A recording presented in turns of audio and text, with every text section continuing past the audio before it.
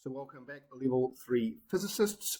Today looking at voltage dividers, which should be a revision of what you've done previously in Level 2, and then moving on to batteries, which extends into Level 3. So there's many types of resistors.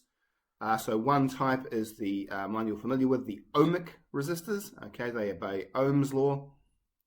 Then we have the light-dependent resistor. Okay, so with a light-dependent resistor, as the light intensity increases, the resistance goes down, and therefore if the light intensity decreases, the resistance will go up. Quite good for like dimming lamps, or maybe a children's lamp in the room as the night falls. Then we have the thermistor. Okay, so the thermistor is a resistance based around heat. So as the heat goes up, the resistance of the circuit goes down, and as the heat goes down, the resistance of the circuit goes up. And then we have the variable resistors, which are your potentiometers and your, of course, variable resistors, and this is what they look like. We'll be using those very soon. So this is kind of a revision of Level 2 physics in terms of the potential divider, and it allows a designer of a circuit to tune the voltage being delivered to the desired components. Okay, so what's the relationship here between R1 and the voltage coming out? Well, as the resistance goes down in R1, the voltage going out will also decrease, and as resistance goes up in R1, the voltage going out across R1 will also increase. And in terms of R2, as the resistance goes down, the voltage going out will increase, and as R2 goes up, the voltage across the resistor will also begin to decrease. So that's the voltage divider. And in terms of batteries, okay, there's two types of batteries. There is the primary cells and the secondary cells. Okay, so primary cells are ones that are only used once. They're quite more common than secondary cells, which are rechargeable. And there's a whole range of them. So in terms of recharging, what's happening there is that some batteries can actually reverse the chemical reaction which creates that electrical energy and producing that potential difference.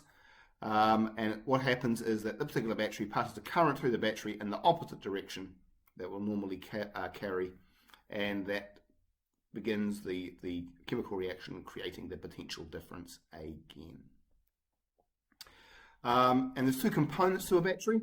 Okay, so previously we've discussed batteries in terms of voltage, but that's not quite the whole circuit. Sorry about the circuit.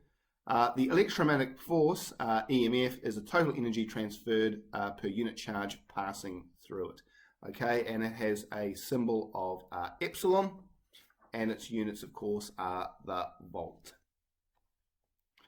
And then we have the internal resistance, and all batteries have some amount of internal resistance. That's why not all of the chemical potential energy in the battery is converted into electrical potential energy. Some of it gets lost as, for example, heat energy. Okay, and that has a symbol of lowercase r and the units of ohms. So in terms of what's the EMS for the battery shown, okay, well, you can work out the resistance as being 10.5 ohms, total resistance, 10 plus 0.5 because it's a series circuit. The current, therefore, is 1.2. Therefore, the EMF is going to be the current times the total resistance, or 12.6 volts. And looking at internal resistance, what's the internal resistance for the system? Well, we know that the EMF is going to be equal to current times the total resistance of the circuit. Okay, so 9 equals 3, which is the current, times 2.5 plus R. Okay, because 2.5 plus R will be the total resistance. So therefore, the internal resistance of the battery will be 0.5 ohms.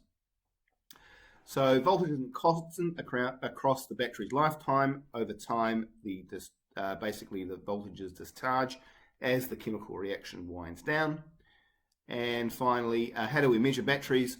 Well, we measure the terminal voltage, which is the voltage across the terminals using of the battery, using something called a multimeter or a voltmeter. Okay, that's what we're going to be doing next lesson in the experiment section.